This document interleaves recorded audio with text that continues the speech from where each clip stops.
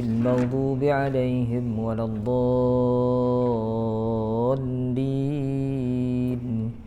آمين. أعوذ بالله من الشيطان الرجيم. بسم الله الرحمن الرحيم.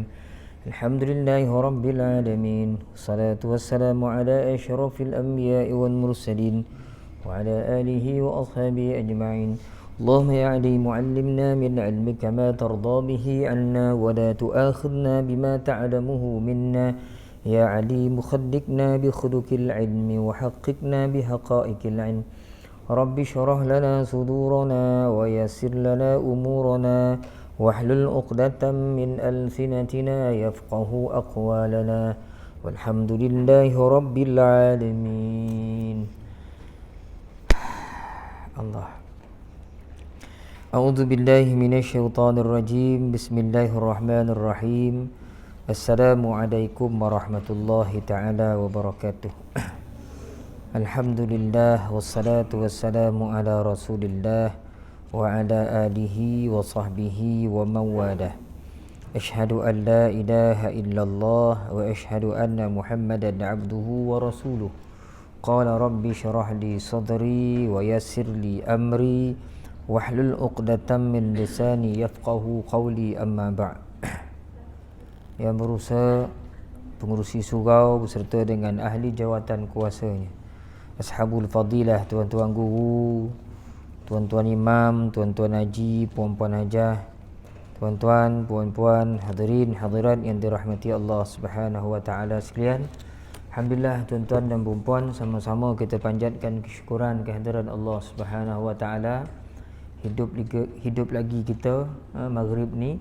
Mudah-mudahan Allah Subhanahu wa taala sentiasa memimpin kita sepanjang kita menjalani kehidupan yang tidak kita ketahui sampai saat bilakah nanti umur kita ni. Mudah-mudahan tuan-tuan saki baki umur ni penuh dengan amalan-amalan kebajikan, insya-Allah, mudah-mudahan. Allahumma amin. Jadi malam ni tuan-tuan kita sambung kembali kuliah tafsir kita ni. Masih lagi surah An-Naba, tuan-tuan. Hari ni kita tengok pada ayat yang ke-15. Itu hari kita dah baca sampai ayat 17, hari ni ke ayat yang 18 lah. Kita mula ayat yang ke-18. Muka surat 13 tuan-tuan yang ada buku ni. Ayat 18. Allah Subhanahu wa taala berfirman, A'udzu billahi minasyaitonir rajim. Bismillahirrahmanirrahim. Yauma yunfakhu fis suri fatatuna afwaja wa futihatis samaa'u fakanat abwaba wa suyiratil jibalu fakanat saraba. Inna jahannama kanat mirsada lit-taghina ma'aba labithina fiha ahqaba la yadhuquna fiha bardan wala sharaba illa hamiman wa ghassaqa jazaa'an wifaqa innahum kanu la yarjuna hisaba wa kadzabu bi ayatina kidzaba wa kulla syai'in ahsaynahu kitaba fadhuqu falan nazidakum illa 'adzaba. Sadaqallahul azim. Yauma yunfakhu, nun mati bertemu dengan fa. Hukum dia ikhfa hakiki. Kita baca dengan dengung qadar 2 harakat. Atau yang tidak berapa faham tajwid ni, bolehlah dia tengok pada kaedah tulisan resam tu, banyak membantu kita. Semua nun yang mati tetapi tidak diletakkan tanda mati di atas huruf nun itu, maka itu tandanya dibaca dengan dengung. Seperti ini, yunfakhu fis suri fatatuna afwaja.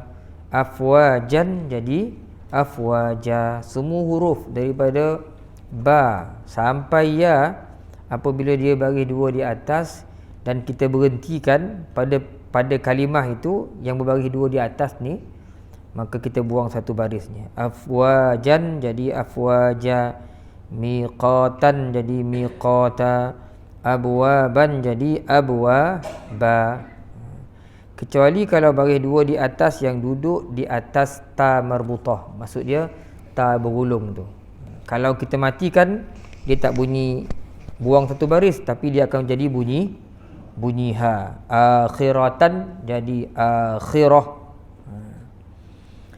Wa futihatis sama'u. Sama'u man wajib muttasil, kerana huruf mad bertemu dengan hamzah dalam satu perkataan, maka kita baca dengan 4 harakat. Fakanat abwaba, qalqalah sughra, ban abwaban jadi abwaba.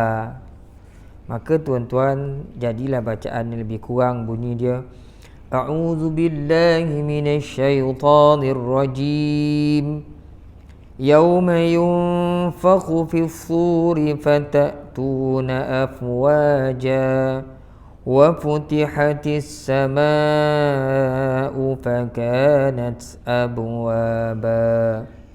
Sadaqallahul azim. Dari sudut ilmu tajwid, dari sudut ilmu tajwid, tuan. Kita tengok sama-sama pula dari sudut tafsiran, iaitu hari yang pada waktu itu ditiup serunai sangkakala lalu kamu datang berombongan.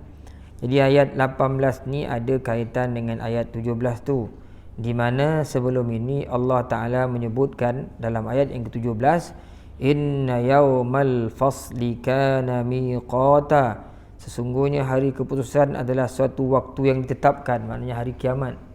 Kemudian Allah Ta'ala sambung, pada hari kiamat, hari akhirat ni, iaitu hari yang pada waktu itu ditiup serunai sangkakala lalu kamu datang berombongan. Maksudnya bila berlakunya kiamat, Allah Subhanahu wa Ta'ala memerintahkan Israfil yang tugasnya meniup sangkakala, maka ditiuplah sangkakala yang di dalamnya telah dipenuhi dengan roh, dengan arwah-arwah orang-orang yang dah meninggal dunia, kan. Itu seperti mana yang disebut oleh Al-Imam Al-Qurtubi rahmatullah alaih dalam kitab Tazkirah dia. Maka bila ditiup sangkakala tu, bertebaranlah, keluarlah semua roh-roh yang ada dalam sangkakala ni mencari jasad masing-masing. Mencari jasad masing-masing. Maka keluar bertebaranlah. Yauma yunfakhu fis sur fatatuna afwaja. Tiup sangkakala, keluar roh, masuk dalam jasad, dan Allah Ta'ala pun bangkitkanlah manusia. Dalam tafsir Munir ni ada sebut, di mana disebutkan bahawa besok manusia datang afwaja. Afwaja ni berombong-rombongan, berkumpulan-kumpulan. Yauma nad'u kulla unasim biimamihim, dalam Quran sebut begitu.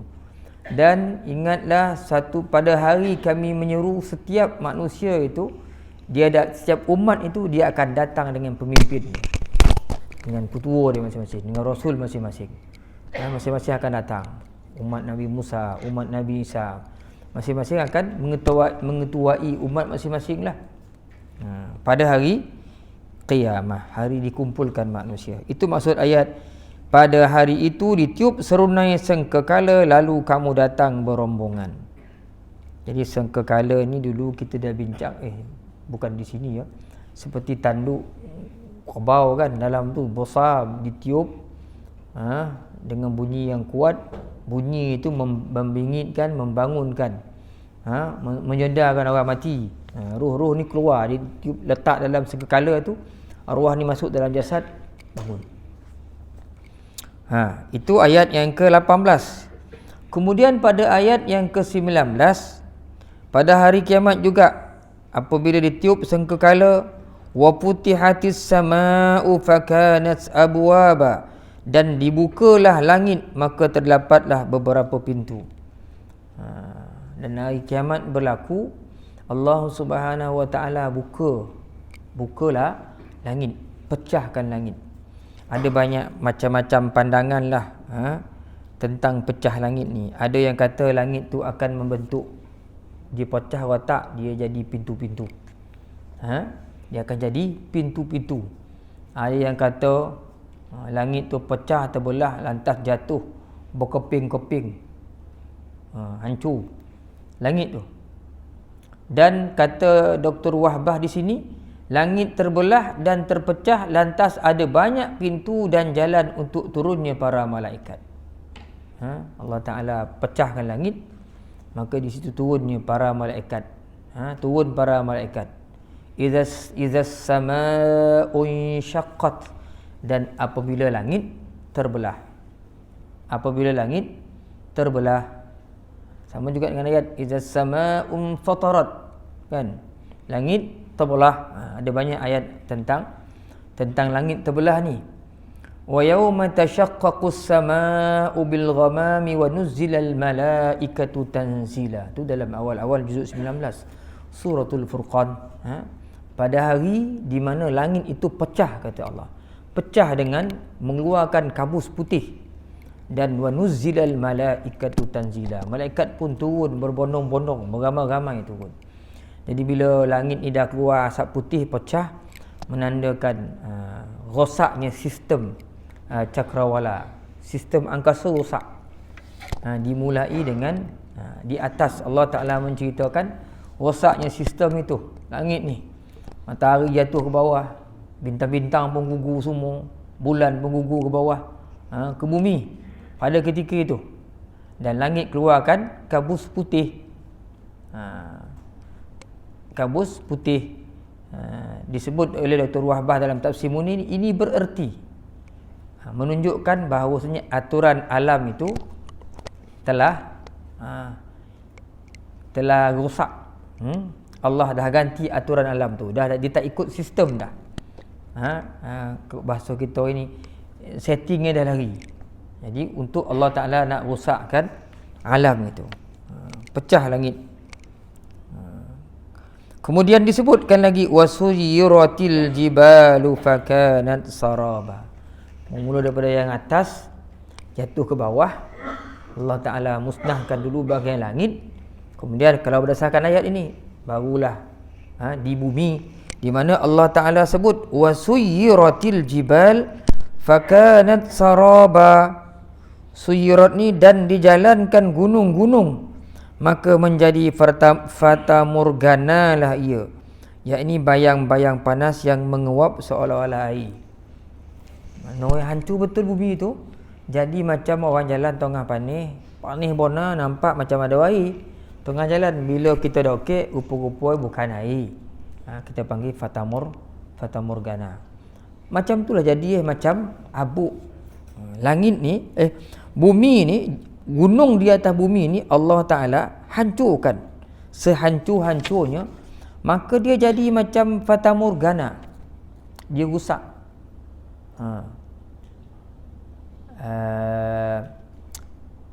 Perkataan suyirat ini, ada ulama, saya sempat tengok dalam tafsir Qutubi, ada ulama menafsirkan maksud suyirat, kalau di sini disebut dijalankan, makna dipindahkan, tercabut daripada tempat asalnya. Ada maksud dia, kata ulama, maksud dia nusibat min usuliha. Nusifat min usuliha, makna dia dicabut daripada dasar dia. Kan bumi ni, gunung ni kecil atas tu, bawah tu banyak besar. Dia dicabut daripada dasarnya. Dasar tu dicabut oleh Allah. Jadi kemudian dia pun dijadikan macam habuk-habuk yang berterbangan. Ada juga yang mengatakan maksud dia uzilat min mawadhi'ah. Uzilat ni mana dihilangkan. Dihilangkan. Gunung itu dihilangkan daripada tempatnya, tercabut. Sistem langit dah rosak, bumi pun dah rosak, tidak ada lagi tarikan daya graviti untuk menahan sesuatu, maka masing-masing berterbangan dan rosak. Itulah maksud ayat wa humilatil ardu wal jibalu fadukkata dakkatan wahidah. Allah Ta'ala angkat bumi dan gunung ini, lalu dihancurkan keduanya dengan sekali hancuran, hancur. Maka jadilah ia seperti debu-debu yang berterbangan, seperti bulu-bulu yang berterbangan, macam habuk ya. Allah Ta'ala menghancurkan bumi ini. Wa takunul jibalu kal'ihnil manfush, kan sebut dalam surah apa tu? Apa surah tu? Surah wa takunul jibali gunung itu jadi, surah ni surah apa tuan baca tahu mana tuan? Al-Qari'ah, sebut Waqi'ah pula. Al-Qari'ah wa takunul jibali wa takunul jibalu kal'ihnil manfush. Jadilah gunung-gunung itu kal'ih, seperti bulu-bulu yang berterbangan bila Allah Ta'ala cabut, hancurkan. Dan banyak lagi ayat-ayat dalam Al-Quran yang Allah Ta'ala ceritakan bagaimana kemustahan alam ini bila berlakunya kiamat. Idza rujjatil ardu rajja wa bussatil jibalu bassa fakanat haba'an munbatha. Idza rujjatil ardu rajja, apabila bumi ini digoncangkan dengan goncangan yang kuat. Wa bussatil jibalu bassa, dan gunung ganang ini dihancurkan oleh Allah sehancur-hancurnya. Fakanat haba'an mumbassa, maka jadilah ia gunung-gunung yang dah dihancurkan tadi macam debu-debu yang berterbangan. Surah Al-Waqi'ah awal-awal lagi. Ayat 456. 456 Allah Ta'ala cerita kemusnahan alam. Bermula daripada langit, Allah Ta'ala musnahkan dengan dipecahkan langit, kemudian retaklah langit menyebabkan jadi pintu-pintu, kemudian Allah Ta'ala rusakkan pula bumi dengan dicabut segala yang ada di atasnya. Kenapa dicabut dulu gunung ni? Kerana gunung-gunung, jibal ni, gunung-gunung lah yang menjadi pasak kepada bumi, kestabilan bumi itu dengan adanya gunung-gunung ni. Bila pasak dicabut, maka akhirnya runtuhlah sistem bumi itu, rosaklah bumi. Kemudian dalam tafsir ni Ustaz Ahmad Sun Haji cerita, setelah disuruh memandang kepada 9 macam kejadian alam, diterangkannya pula di sini perkara yang mereka perselisihkan mengenai hari kiamat. Hari kiamat itulah hari keputusan mengenai hisab, iaitu perhitungan amalan makhluk yang telah ditetapkan dan dijanjikan oleh Allah kepada umat terdahulu dan terkemudian, bahawa mereka bakal diberi ganjaran atau seksaan dan akan disisihkan orang-orang yang berdosa dari orang yang diberi ganjaran pada hari itu. Ini mula ayat tu. Surunai sangkakala ditiup pada kali kedua untuk membangunkan orang mati dari kubur, lalu datang berbondong-bondong dan berombongan untuk menjalani hisab, yakni perkiraan amal, kemudian menerima pembalasan. Pada hari kiamat itu jugalah dibukakan langit, dia terpecah sebagai dinding yang berlubang-lubang menjadi beberapa buah pintu. Peristiwa ini berlaku sebaik sahaja sistem perjalanan makhluk angkasa itu rosak. Kawalan yang mengikat antara satu sama lain telah terlepas.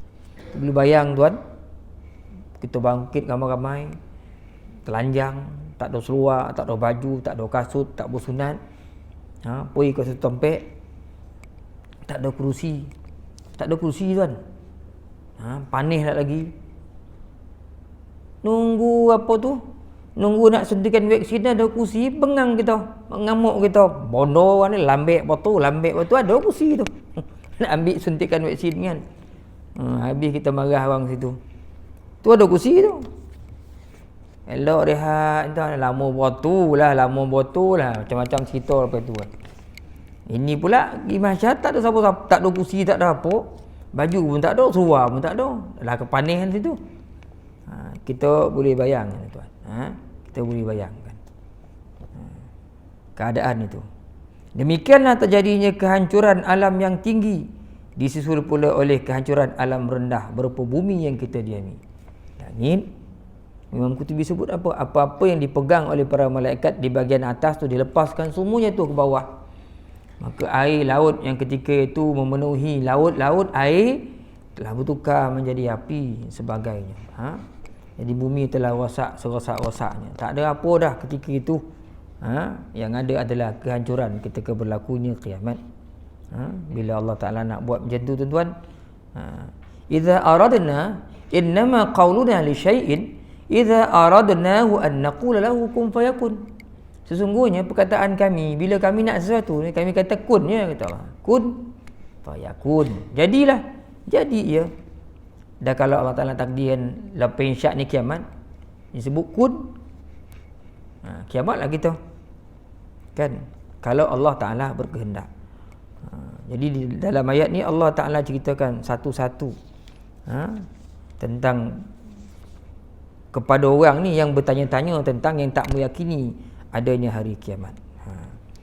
Habis tuan-tuan ayat 18, 19, 20. Kemudian disambung, inna jahannama kanat mirsada. Sesungguhnya neraka jahanam itu adalah merupakan tempat pengintai. Maka dah cerita tentang hari kiamat, manusia dibangkit kembali kan.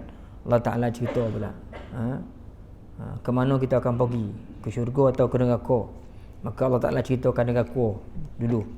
Jahanam itu mirsada, tempat pengintaian. Sesungguhnya neraka jahanam itu adalah merupakan tempat pengintai. Neraka ni tuan-tuan, dah banyak kali kita sebut kan, orang takkan dapat masuk syurga tanpa melalui neraka. Dia akan melalui neraka dulu. Sehingga Al-Imam Al-Qurtubi rahmatullah alaih menyebutkan dalam neraka ni ada 3 tempat tinggi. Ulama-ulama tafsir menyebutkan neraka ni tempat malaikat ni mengintai, tengok mana ahli neraka ni kita nak tahan ni, jangan bagi dia masuk syurga, masuk neraka ya. Itu maksud mirsada. Tempat mirsada, jahannam. Kata Imam Al-Maraghi, neraka ni tempat yang digunakan oleh malaikat untuk mengawasi orang-orang yang layak masuk ke dia. Tengok ya, ni lari jalan. Kan dalam hadis sebut kan, ketika melintasi neraka ada pokok kayu, tumbuhan yang menjala, yang dia mengait-ngait, mencari-cari orang yang melaluinya. Kalau dia tu Tuhan takdirkan dia tu memang ahli neraka, maka dia akan terkait, dia akan jatuh dalam neraka Allah Subhanahu wa taala. Kalau dia selamat, dia akan terus sampai ke syurga. Maknanya neraka dulu dia menghalang untuk kita ke syurga. Untuk kita ke syurga. Orang atas muka bumi ni membuat macam tu juga. Yang menghalang dia untuk baik adalah kejahatan. Orang duit nak sedekah, niat baik dah. Kau sedekahkan, kau tinggal berapa ringgit? RM30. Kau bagi 10, tinggal 20. Kalau kau tutup hati, boleh sedekah. Tak jadi sedekah. Dah elok pakai serban nak pergi surau masjid ni. Ni hari ni, hari raya ni, elok sikit. Baru pakai, berkat lebih sikit pakai serban ni. Baru pakai, ada pula suara, tak pernah kau pakai serban, hari ni nak pakai serban. Tu apa tu? Tu kejahatan namanya kan. Sebelum jumpa baik, jumpa jahat dulu. Jahat mesti menghalang. Macam itulah neraka nak pergi syurga. Neraka ada dulu. Kan kalau kau pakai, kau sebenarnya kau ni riak sebenarnya. Tak payah kau pakai dah. Riak tak payahlah pakai. Tak pakai sudah. Semua macam tu tuan. Tahu muka bumi ni. Buat kejahatan ni, iblis ni takkan biar kita buat baik. Kita akan jumpa jahat dulu sebelum jumpa kebaikan. Tak ada orang nak buat baik, terus dapat buat baik. Tak, dia dihalang oleh kejahatan dulu. Orang nak ke syurga Allah Subhanahu wa taala, dia pasti akan melalui neraka. Saling tak tumpah macam kehidupan ni di dunia tuan-tuan. Jadi apa-apa yang berlaku ni sebenarnya, atas muka bumi ni sebenarnya gambaran-gambaran kehidupan kita di akhiratnya tu. Kok kita mudah buat ibadah sebenarnya atas muka bumi ni, senang melakukan ketaatan, boleh ikhlas dalam amalan. Itu petanda-petanda baik, insya-Allah kita akan mudah di akhirat. Tapi atas bumi ni kurang payah, orang poso tak poso, mayang tak buik. Dia hanya pandai cakap je. Yang penting ni Ustaz, ni yang penting. Tak sembahyang tak apa, tak puasa pun tak apa, tak Arab tak apa. Ini yang penting, dalamnya penting. Dalamnya penting. Ku tak sembahyang, dalam tu baik kau. Boleh kata kau, saya Ustaz malam tak sembahyang tapi dalam ni baik. Confirm tak baik kata sembahyang, mana ada baik hari ni. Tak apa tak bertudung Ustaz, yang penting dalamnya. Dalam ni isi bukan kulit tadi. Kulit tak penting Ustaz. Isi dia. Yo kok jumpa dia tengah-tengah jalan tak ada kulit siapa nak makan, siapa nak menteragah. Elok musangking. Tengah lalu kereta laju, nampak topi tu ada. Dian, buka tu. Tak ada kulit tuan-tuan nak makan tak? Isi tu kuning elok, gobu lagi. Pi awak nak jalan-jalan tu kulit tak ada. Nak makan tak? Dia tak nak makan dah. Kok yang khabar tadi yang penting isi. Pilah menteragah. Yang khabar kulit tak penting, kulit pun penting juga. Kok cantik macam nobu tak ada kulit tak nak makan dah. Gitu pun tak selera nak makan. Yo kau ni elok, kau ni bersih kau ni. Kan? Jadi nak cakap tu biar hati-hati sikit. Jadi kita tuan-tuan apa yang berlaku atas muka bumi ni ke akhirat macam sama lebih kurang cara. Kan? Sebab itu orang tak lalu, tak sampai syurga melainkan dia akan melalui neraka dulu. Itulah yang disebutkan oleh Ibnu Jarir At-Tabari dan Ibnu Munzir. Meriwayatkan hadis daripada Al-Hasan, di mana Al-Hasan berkata, seseorang tu tidak akan dapat masuk ke dalam syurga Allah sebelum dia melintasi neraka. Dia dapat, jika dia selamat melintasi neraka, maka dia akan jadi ahli syurga lah. Jika tidak, dia akan kekal dalam neraka Allah Subhanahu wa ta'ala. Itu petanda inna jahannama. Baru bercakap dah bunyi loceng tu. Betul ke? Apa ni? Rosak macam tu ya. Tak apa, sikit kita ambil sikit dah, ambil 10 minit lagi insya-Allah. Jadi disebutkan oleh Ibnu Mubarak dalam tafsir ni, neraka ni bila Allah Taala nak buat neraka jahanam ni, Allah Ta'ala nyalakan 1000 tahun. Bakar api nyala 1000 tahun. Api nyala sampai jadi putih. Putih api tu. Nyala putih api. Kemudian nyala lagi 1000 tahun. Dia jadi merah. Ini kata Ibn Mubarak rahmatullah alaih. Nyala lagi 1000 tahun lagi daripada merah bertukar golak jadi hitam. Itulah dia sifat neraka. Hitam, panas, hitam. Lebih hitam daripada malam, kata Ibn Mubarak. Lebih gelap daripada malam yang gelap. Dan api dunia ni tuan-tuan, berdasarkan hadis Nabi, mafhum hadis Nabi, dia hanya 1/70 daripada api neraka. 1/70. Mana 1 baru. Ada 69 lagi kepanasan yang tak ada. Kita baru guna 1. Itu pun berdasarkan hadis tu dah dicolop-colop, dah dipadaman sebanyak 70 kali oleh para malaikat ketika nak turunkan api, nak bagi pada Adam alaihi salam. Dah 70 kali dari simbu-simbu, bahasa kita simbu kan, padam kan, barulah boleh digunakan. Kalau tidak, api tu kita tak boleh dekat. Kita marun pun api tu api tu besar mana, besar kuali rumah je, marun tokek itu dah terasa bahang dah. Itu 1/70 tuan. Kok 70 kepanasan tu ada, kita takkan dapat menghampiri api ni. Kita takkan dapat menghampiri api. Itulah kata Ibnu Abbas radhiyallahu anhu. Api dunia ni hanya 1/70 daripada kepanasan api neraka Allah Subhanahu wa taala. Cucuhan puntung api je ni, apa nak lari-lari kita? Kan? Bila cerita api ni tuan-tuan, kata tok guru tasawuf kata, bila kita terfikir nak buat dosa tadi, fikir nak buat dosa, ambillah baru api, bukan puntung api. Rabur je. Kalau rasa tahan tu, okeylah buat dosa tu lagi. Tapi kalau rasa tak tahan tu, janganlah buat. Elok buat lighter kan. Bila orang fikir jahat tu bakar, ui panas apa. Jadi lepas ni jalan bawa lighter kan. Bila rasa nak buat yang bukan-bukan ni, bakar tangan tu dulu. Bila panis tu berhentilah kita. Agak macam tu ke Sebab selama ni kita jalan bawa tasbih tau. Tak boleh buat apa-apa. Jahat juga orang tu. Bawa lighter ni terangat, dia tinggal nak lain macam itu, bakar tangan tu. Panis kan, berhentilah kita. Littaghina ma'aba. Lagi pula menjadi tempat kembali bagi orang-orang yang melampaui batas. Neraka ni Allah Ta'ala buat untuk orang-orang yang taghin. Perkataan taghin ni tagut sama lah tu. Taghin lah, orang yang melampaui batas dalam urusan dunia agama dia, yang tak ikut apa yang dikehendaki oleh Allah, kita panggil tagha, melampaui batas. Jadi orang-orang ni akan duduk dalam neraka Allah. Labithina fiha ahqaba. Mereka tinggal dalam neraka itu berabad-abad lamanya. Ahqaba ni ada banyak dalam tafsir Qutubi.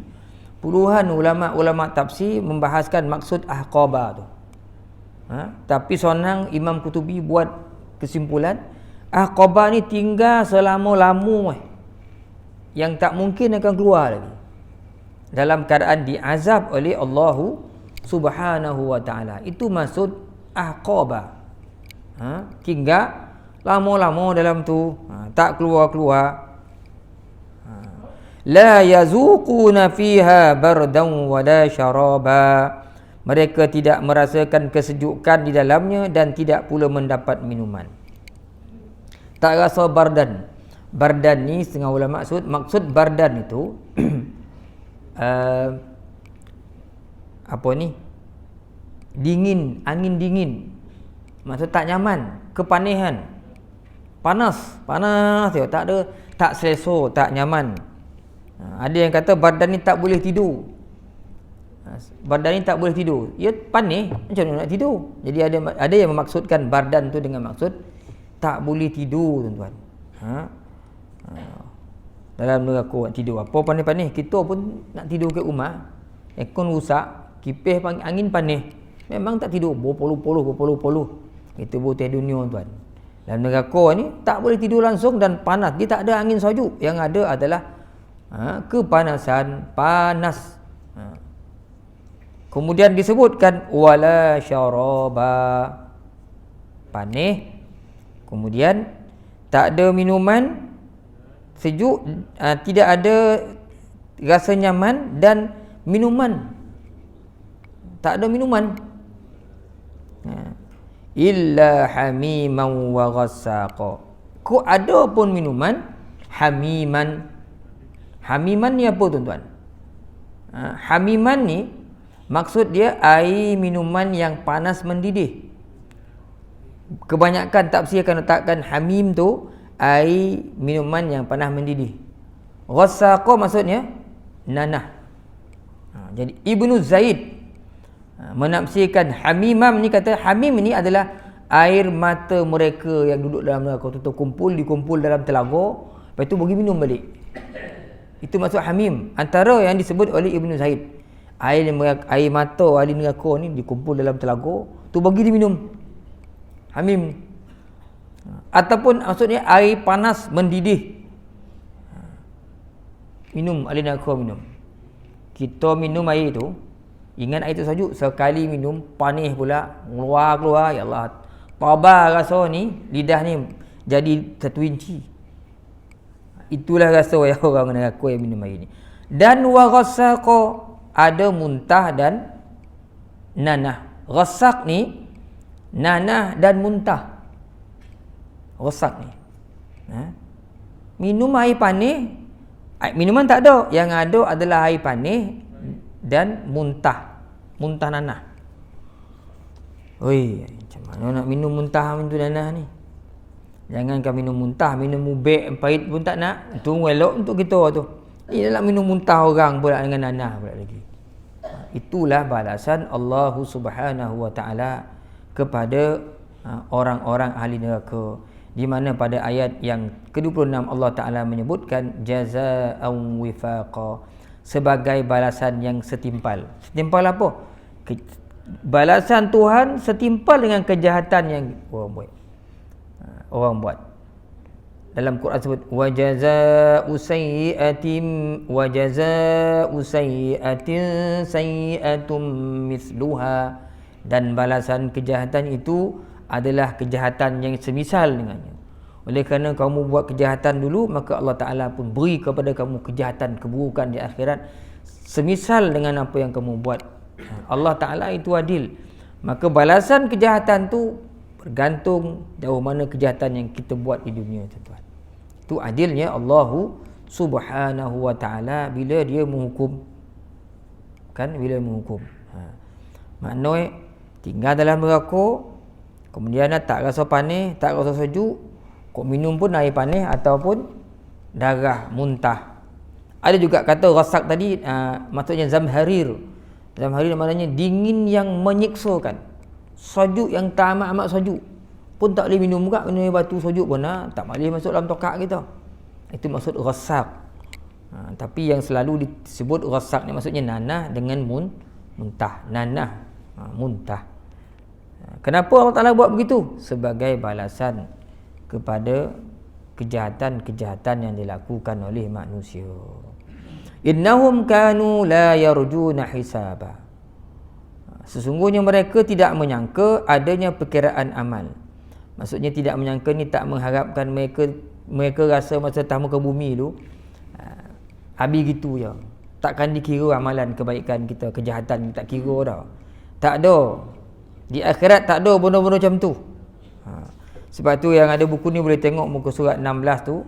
Dua macam kejahatan mereka. Satu, mereka tidak menyangka adanya perkiraan amal sama sekali.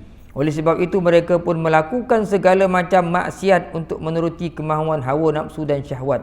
Itulah sebabnya terdapat orang yang gemarkan kebajikan dan membenci segala macam kejahatan, kerana ia yakin dan mempunyai i'tiqad bahawa sikap yang demikian itu mendatangkan kebahagiaan di akhirat. Adapun orang yang buat dosa sebab dia rasa tak ada dikira amal ibadah. Amalan-amalan tak kira pun. Itu maksud ayat, sesungguhnya mereka tidak menyangka adanya perkiraan amal. Wa kazzabu bi ayatina kidzaba. Kita habiskan ayat ini, tuan-tuan. Dan mereka telah mendustakan segala keterangan-keterangan dan bukti mengenai keesaan Allah, kerusulan, hari akhirat dan segala pengajaran yang didatangkan dari Quran. Senang cakap, tuan-tuan. Wa kazzabu bi ayatina kidzaba ni, mereka telah mendustakan ayat-ayat kami dengan sungguh-sungguh dusta. Segala-gala tentang agama tak percaya. Tak percaya Quran, tak percaya hadis. Nasihat pun dikesampingkan. Ingatan-ingatan orang tak masuk tengok kanan, keluar tengok kiri. Masuk tengok kiri, keluar tengok kanan. Atau masuk-masuk tak keluar-keluar, atau tengah tak pergi ke hati nasihat. Maka mereka ini hidup dalam keadaan melakukan perkara yang bertentangan dengan apa yang sepatutnya mereka lakukan. Seperti mana dicatat dalam Quran, dalam hadis Nabi Muhammad sallallahu alaihi wasallam. Dan akhir sekali, tuan-tuan, wa kullu syai'in ahsaynahu kitaba fazuqu falan nazinakum illa azaba. Kita habiskan sampai ayat 30 ni sebab lepas tu dah cerita lain dah. Allah Ta'ala sebut, dan segala sesuatu telah kami catat dalam sebuah kitab, maka rasakanlah dan kami tidak sekali-kali menambah kepada kamu selain daripada azab. Allah Ta'ala sebut orang neraka ni, apa pun yang kita lakukan, tuan-tuan, manusia lakukan, semuanya Tuhan catat. Besok di akhirat, semuanya amal ibadah kita akan bertemu dengan amal ibadah kita. Sebab itu Al-Imamul Qurtubi dalam kitab Tazkirahnya menyebutkan bahawasanya salah satu daripada nama-nama kiamat disebut sebagai Yaumut Talaqi, hari pertemuan. Pertemuan apa? Antaranya pertemuan orang dengan amalan dia. So orang ni akan jumpa secara amalan. Dia akan tengok amalan-amalan dia buat pada ketika itu. Dan orang yang buat kejahatan ni, dia akan melihat, membaca banyak amalan-amalan kejahatannya. Allah Ta'ala catat dalam kitab, dan masing-masing besok akan menerima kitab. Kalau dia bertangan kanan, berbahagialah dia. Kalau dia bertangan kiri ataupun belah belakang, tu tanda-tanda duka cita lah tu maksud fazuqu falan nazidakum illa azaba. Maka rasakanlah dan kami tidak sekali-kali menambah kepada kamu selain daripada azab. Maknanya Allah Subhanahu wa Ta'ala kalau nak tambah pun dari neraka ni tak ada tambah nikmat, tambahkan azab. Sebab itu dah banyak kali saya sebut Allah Ta'ala, cara Allah Ta'ala mengazab, kullama nadijat juluduhum baddalnahum juludan ghairaha liyazuqul azab. Bila kulit dah terbakar, dah habis, Allah Ta'ala tukar kulit baru ni putih sifat dia, melepak, putih, lembut, lagi sonang kau api, lagi capek sakit dah. Tukar lagi kan. Setengah ulama sebut 70 kali dalam satu hari, itu 7 kali. Ada ulama sebut sampai 7,000 kali ditukar kulit ni supaya kita sentiasa berada dalam kesakitan. Bukan kita ya, supaya ahli neraka. Kita pula macam masuk neraka pula jadi kita ni. Tak nak masuk dah. Supaya orang dalam neraka tu rasa sakit je. Kata Ibnu Abbas, bila tukar kulit tu tukar jadi putih. Putih melopak, nipis, bila kena api lagi sakit. Itulah yang Allah Ta'ala tukar untuk kekalkan kesakitan. Sama dengan ayat ni, dan kami tidak sekali-kali menambah kepada kamu selain daripada azab. Siapa kamu ni? Ahli neraka. Kalau tambah pun adalah azab. Wallahu alam, tuan-tuan. Cukup sekadar ni, kita berhenti compek sebab saya dengar tadi ada sahabat-sahabat kita yang berhajat nak buat majlis lepas ni kan. Jadi kita raikan sahabat-sahabat kita tu, saudara-saudara kita itu. Mudah-mudahan tuan-tuan, pertemuan kita yang tak berapa lama ni, mudah-mudahan insya-Allah mendatangkan manfaat untuk diri kita, untuk kehidupan akhirat kita. InsyaAllah panjang umur tuan-tuan, kita sambung lagi pada minggu-minggu akan datang. Saya ingat tuan-tuan, minggu depan 14 bulan pengurusi tu, tak rasa macam tak rapat lah. Ada terjanji dengan orang, jadi saya tak ada malam tu. Kono lagi cerita minggu kedua dah sirah asyik dobui je kan. Minggu kedua ya ada urusan yang tuan minta maaf. Mungkin 14 bulan ke minggu depan. Rasa kan kalau 4 bulan tak dapat tuan-tuan, insya-Allah minta maaf lah saya begitu awal-awal, insya-Allah. Qulu qauli hadza, sallallahu alaihi wa lakum, assalamualaikum warahmatullahi taala wabarakatuh. Hari ni berapa bulan tuan-tuan ya? 7.